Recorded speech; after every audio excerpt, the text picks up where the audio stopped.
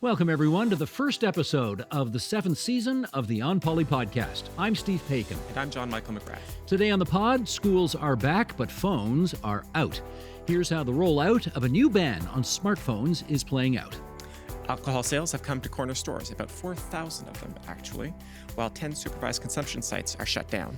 There won't be a provincial election this year. The Premier has confirmed that, but there will be an election in the Bay of Quinte, and that will have all parties with all hands on deck.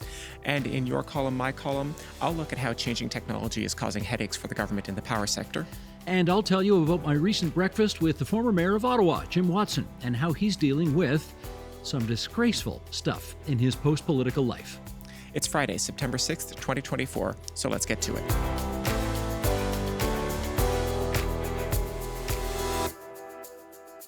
Hey there, partner. Hello, sir. Season 7, episode 1. Can you believe?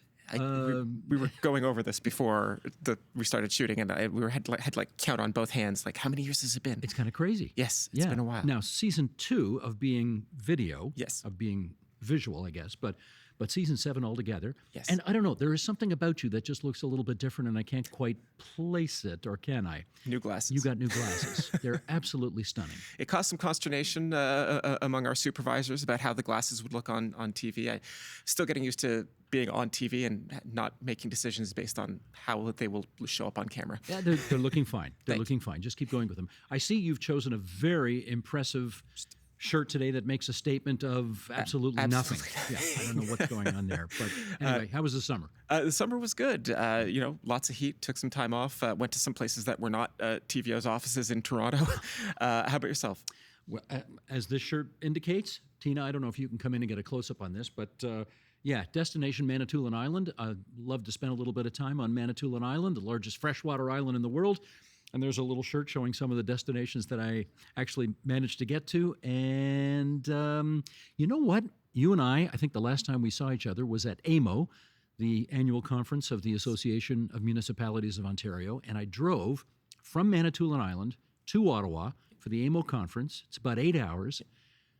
It's a fabulous drive. It's so relaxing. It's wonderful. You remember, or I guess you get reminded, of how beautiful this province is. Some of the small rural places are just so wonderful, and how big it is, right? It takes a long time to get anywhere, but there we go. Yeah, that's one of those drives that I have never done, and I would very much like to someday. It does make me think of, at the ground floor of Queen's Park, there is this enormous mural of the province of Ontario, and the first time I saw it, I recognized just how little of the province I had actually seen, right? I've lived my entire life basically shuttling between Ottawa and Toronto, and it's a big old province, man. It sure is. I know that map. It's a very famous map, and you walk in there, and you look where Sudbury is. Sudbury we think of in Toronto. Sudbury's 4 hours up there. Yeah.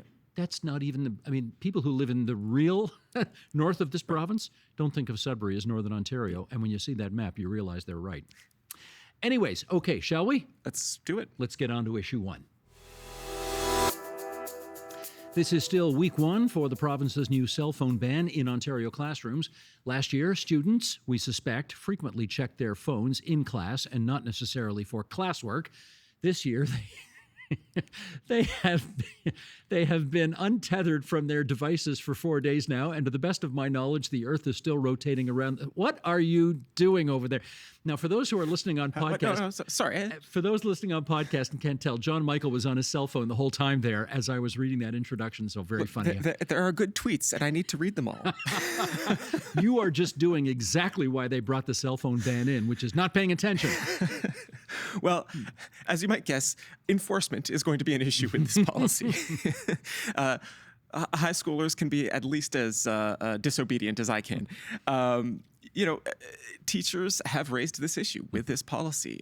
I think in their hearts, a lot of them agree, at least with the principle that, they want kids off of their phones unless they are being strictly instructed. And the policy does allow for the teachers to bring smartphones into the education process, to invite kids to do research on their phones, that kind of thing.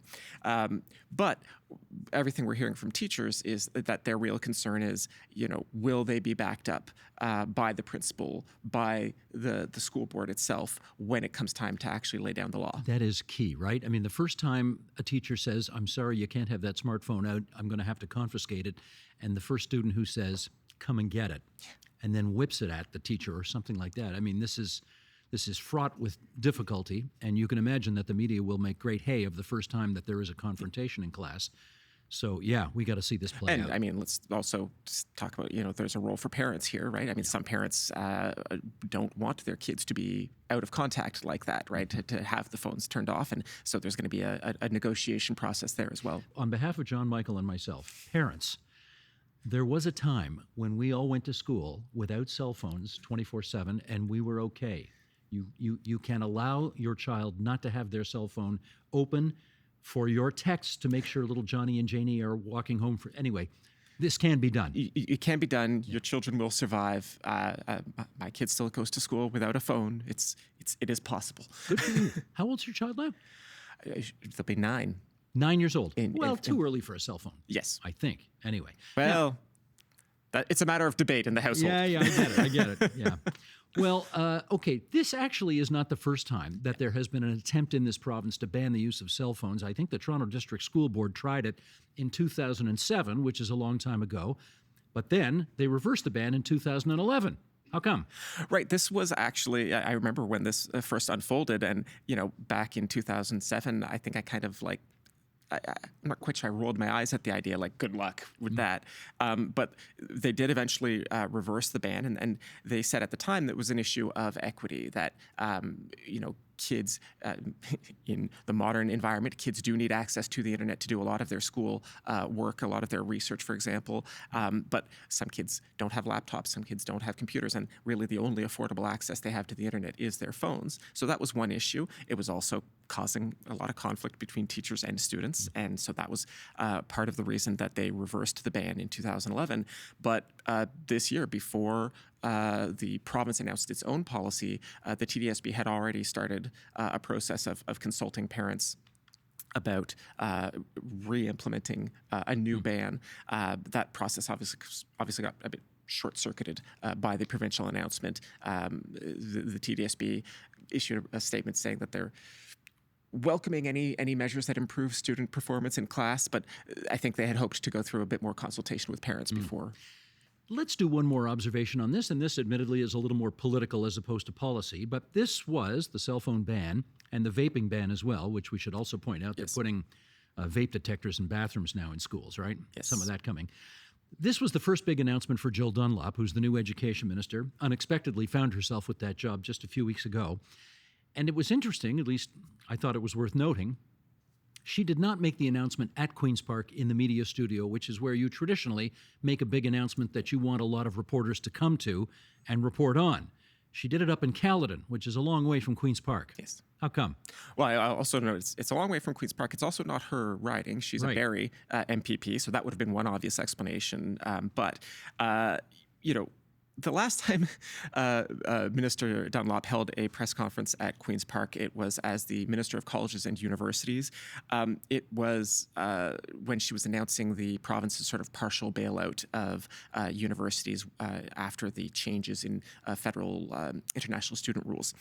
And I think it's fair to say that press conference did not go well. It was panned as a bit of a non-announcement, and then a very aggressive question and answer period with reporters who got non-answer after non-answer. One doesn't want to be overly suspicious. It's our first day back. Let's not be too cynical. But, the plan might have been just to get her as far away from Queen's Park as possible. Hope that relatively few reporters would show up, that maybe they wouldn't have their dander up and ask those same aggressive style of questions. As a media strategy, it seems to have worked. Very few reporters showed up. The minister made the announcement, answered 2 questions, and walked off. As we are about to the next item. On to issue 2. This week also represents the beginning of the biggest liberalization in alcohol sales, perhaps in Ontario history. More than 4,000 corner stores are now eligible to sell beer and wine on premises. That said, many stores still have "coming soon" signs up, so shelves still need to be stocked. JMM, okay, we didn't just get here yesterday. This has been a long time coming. You want to take us through some of how we got here? Right. I mean, depending on where you want I mean, you could start this story back in 2015 when Kathleen Wynne first opened up beer and wine sales in grocery stores. But let's narrow it down a bit more to back in May. Premier Doug Ford announced that the province was going to end the Master Framework Agreement. This is the agreement between the province of Ontario and the beer store. They were going to end the agreement earlier than expected. They are paying something like $250 million, $200 million to the beer store, if I remember correctly, to break the agreement early. And that is at some of the costs. The Liberal Party, of course, has put out an estimate. They claim that the policies as announced by the government could end up costing the Ontario government as much as $1 billion. We've talked about this before. I think there's fair reasons to criticize some of those estimates, but the range is between $200 million and $1 billion, say. They still have the best alliteration going, though. Yes. What was it again? It was Bad booze billion-dollar boondoggle. Billion-dollar booze boondoggle, right. Now. And, of course, this is not the end of the liberalization that is coming. Big box stores like your Costco's will be able to sell beer and wine by the end of October. Somewhere, David Peterson is smiling. And I say that for those of you who are of a certain age. David Peterson was running for office in 1985 as the Ontario Liberal leader when he made the first promise to put beer and wine in the corner stores. And it is finally happening almost 40 years later. How about that? I think it is a mark of just how even relatively straightforward things in politics can end up being difficult. And there's a whole long story about why this has ended up being difficult. But here we are, beer and wine in corner stores. Indeed. Now, for our next segment, or not next segment, but for the next clip we want to play here, we want to give full props to Richard Southern, who's a fine reporter with City News, who, when this rolled out earlier this week, was it this week or last? Can't remember. This week, yeah. Yes. He put some tough questions to Premier Doug Ford. I think he made the following point, hard drugs are drugs, cannabis is a drug, alcohol is a drug. Yeah. Why has the province banned the first two anywhere close to schools or childcare centers, but apparently it's damn the torpedoes when it comes to the sale of alcohol. You can do that anywhere you want. Okay, tough question from Richard, and here's what the Premier had to say. Let's roll it. Your government prevents the sale of cannabis close to schools and will soon prevent safe consumption sites from operating close to schools. This Thursday, however, more than 4,100 convenience stores will start selling alcohol. Many of them are located close to schools. Richard, let's be fair. You're comparing a convenience store to a safe consumption site, injection sites. Last time I checked, the convenience stores don't have needles lying around the front of their stores. I have to just observe the Premier loves these Q&A exchanges with reporters because oftentimes he's very, very good at kind of ignoring the heart of the question and making a very jovial point about something else. You could tell from his demeanor there, he didn't like the question, and he really didn't like the fact that he was having to answer it. No. What'd you think?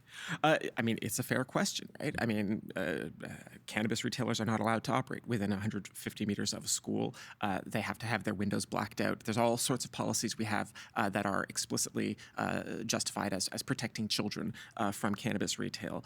So why would a convenience store be allowed to sell alcohol that close to a school?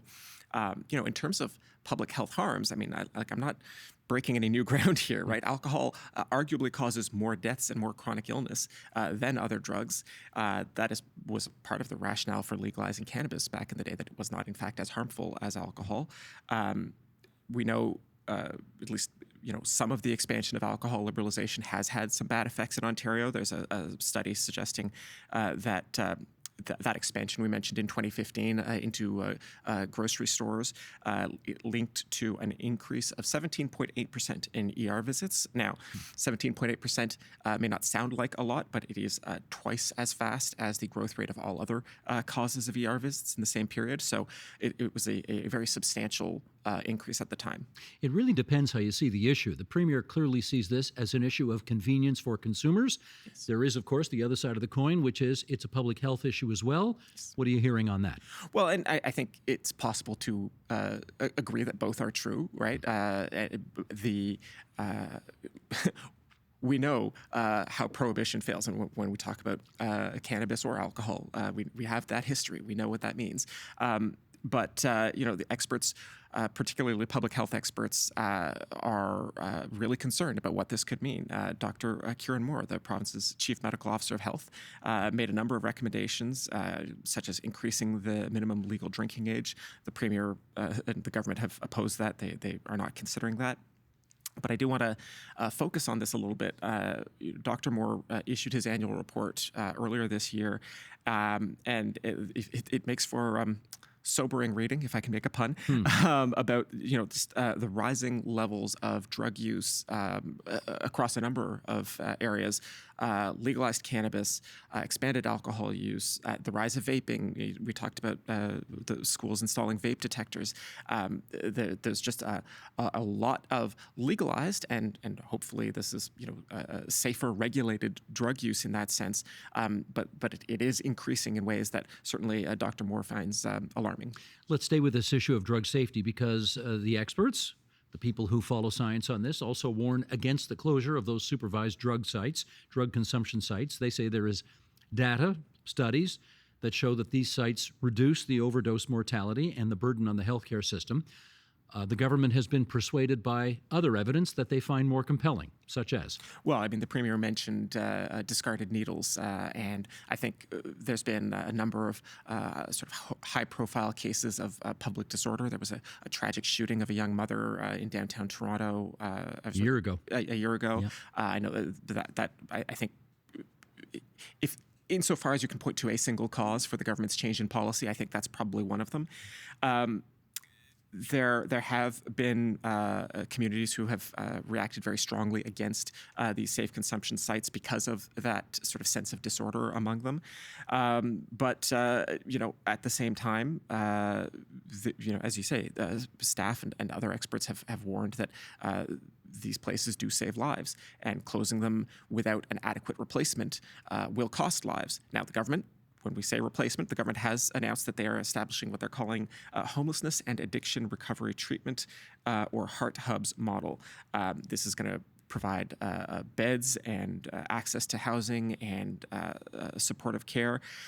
I wrote about this for the TVO.org website when the policy was announced. I just think that insofar as what has been announced so far, there's really no chance that this is going to be sufficient. The demand for supportive care for services that people dealing with addiction need is so much larger than what has been announced so far. This may be a perfectly valid model of care. I just don't think there's enough of it yet. And so they also promised to have them up and rolling by next March, which seems very ambitious. Yeah, I mean, I guess the easy joke is to say that you and I are still waiting for the Eglinton Crosstown to open. Yes, we are. Maybe the government will get them all open by the end of March. I certainly hope they do. This is not an area where I'm like rooting for the government to fail, but I'm pessimistic. Let me put it that way. And with that, we're off to issue 3. No, there is not going to be a provincial election this year. Premier Ford confirmed that this week. But yes, you folks who live in the Bay of Quinte area, that's Prince Edward County and such, you will have an election on September 19th. You've got to replace Todd Smith, the former education minister, who quit politics altogether after just a few weeks in that portfolio. JMM, tell us about that riding. Well, this riding has been held comfortably by the Tories as long as Smith has been there. That said, it was also a Liberal riding before the 2011 election. The McGuinty Liberals held it for for I guess 3 cycles then? Mm-hmm. Yes. Yep. But as with a lot of parts of Ontario, particularly outside of the GTHA and other big cities, one of those ridings where it flipped in the 2011 election, and Smith had hung on to it since then. Yeah, normally we wouldn't spend a lot of time thinking about this, if not for the case that we had a situation about a year ago in Kanata Carleton in Eastern Ontario where this was thought to be a reliably conservative riding. But the people in that area were really unhappy with the Ford Conservatives, and as a result, for the first time ever, they put a Liberal in the by-election in Kanata Carleton. And given that it happened there, some people are asking the question, do you think history could repeat? And the answer is what? Well, maybe. The issue in Kanata Carleton, or one of the issues in Kanata Carleton, was there was a specific sort of hyper local issue about the conversion of a golf course into housing that the province people locally were begging the province to stop it. The province did not. I don't think there's that kind of a lightning rod issue currently in the Bay of Quinte, although I could be missing something. I can't swear to have exhaustively researched all of the local issues right now. The Liberals have snagged themselves a prominent city councillor and former broadcaster, or maybe current broadcaster, as their candidate. Todd Smith himself was a former broadcaster before getting into provincial politics. So this might help them. It will be definitely worth watching. Last time you and I gathered, which was in Ottawa at AMO, Todd Smith had left, but we didn't know where he was going. Now we know where he's going. He is becoming or I guess he has become, the Vice President for Marketing and Business Development at CanDo Energy. So, he's always been a pretty energetic guy, and now he's in the nuclear business, which, he was a big booster of when he was the minister. Yes. And, some might see the optics issues here. A very recent energy minister goes to work for an energy company, and in being the Ontario energy minister, you are kind of like a minister for nuclear energy in particular. He's now working for a big nuclear company. The Ontario government is right now, as we speak, contemplating a major new nuclear build-out at Bruce, on top of the refurbishments that we're already doing with CanDo technology. There's a live issue here that CanDo is very much tied up with. That said, Smith and CanDo both cleared his new job with Ontario's Integrity Commissioner. They say that he will be working primarily with foreign clients and will not be addressing Canada or Ontario issues. That's worth mentioning, that he does have this official good housekeeping seal of approval. And, excuse me, and I'd also say Todd Smith is a widely respected guy at Queen's Park. He's a guy who's acted with integrity during his political career. However, having said that, opposition politicians are certainly not prepared to let this one go. It always does look a little eyebrow-raising when, for example, the Chief of Staff to the Minister of Housing suddenly leaves and gets a job with the Ontario Home Builders Association, for example. Yes. Or the former Minister of Energy leaves his portfolio and gets a job with a nuclear energy operation. Is this a thing? It is. Optically, it is definitely a thing. It is good that Smith got this cleared with the Integrity Commissioner. MPPs and former MPPs should both obey the law and be seen to obey the law. But I do want to say, if Bruce Power does decide to go with CanDo technology for this big new build that is being contemplated, it's not going to be because Todd Smith got a job with CanDo, right? They were going there anyway. Yeah. I mean, it's going to be because Bruce and OPG, they have decades of experience with CanDo technology. There are already 8 CanDo reactors running up at the Bruce Nuclear Station. They are a known quantity as far as reactor technology goes. And there's enormous political pressure in Ontario and in Canada to support this made in Canada industrial champion. So, Todd Smith's new gig is like a rounding error on a rounding error on top of all of that. It is just not going to factor into a decision like this, at least, not in the sort of the crass way that people might think. And with that, it's off to your column, my column. Okay, friends, it's time now for our regular feature, Your Column, My Column, in which JMM and I reminisce about the columns we wrote for TVO.org over the past little while. JMM, start us off. What do you got? I wrote about batteries last week. Batteries, like the ones I put in my flashlight? Yes, those. Also the ones that you have a plug-in hybrid car, so I do. Batteries in there.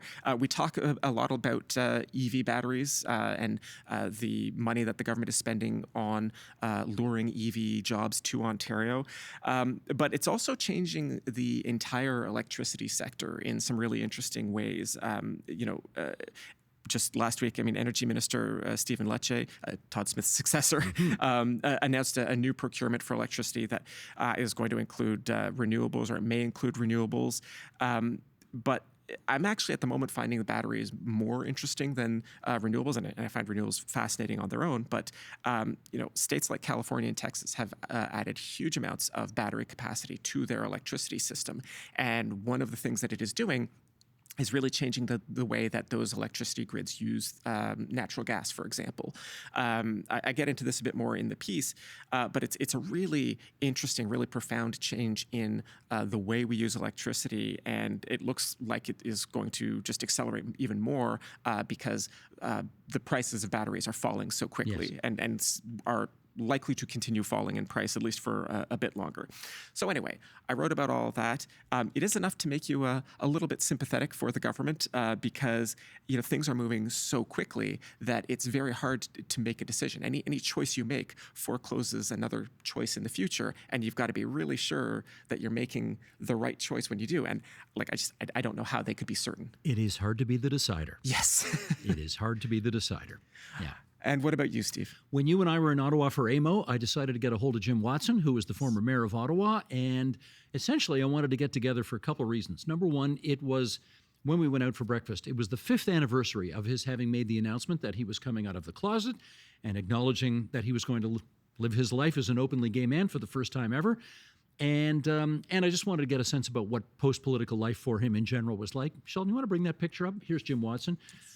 Snapped that picture of him just after our breakfast was over. Got the smile on his face. He's an amiable guy. He was a well-liked mayor. He got 3 terms as the mayor of the super city of Ottawa, and he'd been a city councillor and a mayor previously. He was in Dalton McGuinty's government as a cabinet minister as well. Okay, this is really disgraceful, but I got to tell this story because he says 95% of the interactions that he's had with people since he came out have been positive, and he gets a boost from those. But one day he came home and he found written, spray painted on his driveway, effing, and then a word that begins with F that because this is a family broadcast, I'm not going to say out loud, but that was spray painted on his driveway. Yes. And he also says that occasionally when he's walking around town, it happened to him at the mall not too long ago, one of his local malls, somebody actually in public shouted at him, "You effing," and again, the F word. Yes. And he acknowledges that even though that's only 5% of his interactions with the public, it's pretty soul-destroying in 2024 in a major city in this country, in the capital city of this country, to have to deal with that. Anyway, there's that issue. The other issue we talked about, of course, was the LRT, Yes. which was supposed to be a big signature project of his second and third terms. Has not gone as well as people hoped. I think is a massive understatement. There was a public inquiry called into what the hell went wrong with that whole thing. And he does get occasionally some shouts from the public as to, you ought to be in jail for the way that thing went down. Yeah. Anyway, the post-political life of Jim Watson, all available at tvo.org on our website. I did enjoy reading that, but I do have to ask, what did you have for breakfast, Mr. Watson? That is the big question. Yes. I'm afraid that's a national security secret, and I cannot share that. But let's suffice to say, 2 guys in their 60s were not having the pancakes or the waffles. We had pretty sensible, healthy meals, as I recall. Like cottage cheese in a fruit cup. Something like that. Yeah, something like that. All right. With that, let's go to the mailbag. If you've got a burning question for us or an insightful comment, we always like to get them. Send it at onpolitics@tvo.org. JMM, what's our letter/email/tweet this week? Yeah, this one we're going to lift from X, formerly Twitter, X user T.Resident, who asks, how will the new election spending limits apply if Ford calls an early election?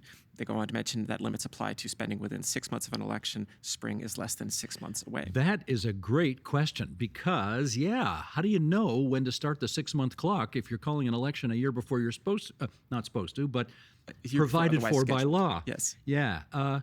Okay, you're the lawyer here, or are you? You want to take this one on? Okay, I'm going to say my line. I am not a lawyer. I'm just playing one on TV. But this is an interesting question, both for what the law says and what the government said when they passed that law. So T.Resident here is referring to the election spending changes that were brought in by the Ford government in 2021, I believe. They invoked the notwithstanding clause to pass this law after a court had found it unconstitutional.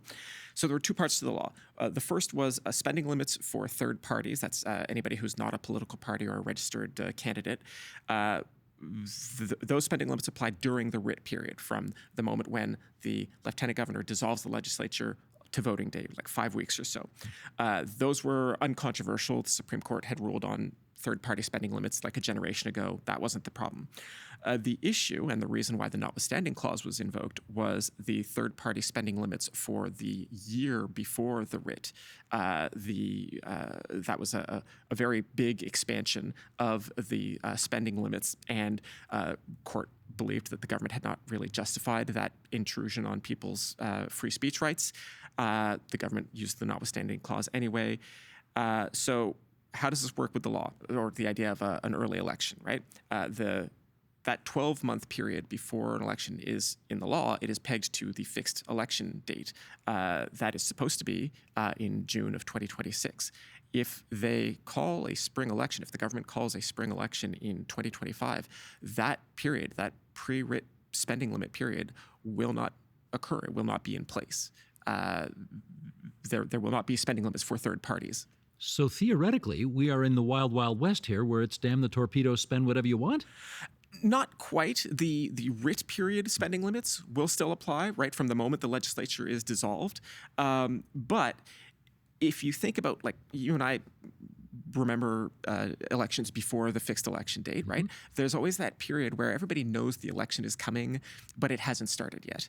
And so if we get to, let's say, January or February, and everybody's pretty sure the election's coming, but the call has not formally been made, that's going to be the critical period where groups like unions or business groups, any of these registered third parties, I mean, Working Families, right? The union-affiliated group that targeted the PCs in multiple election cycles, right?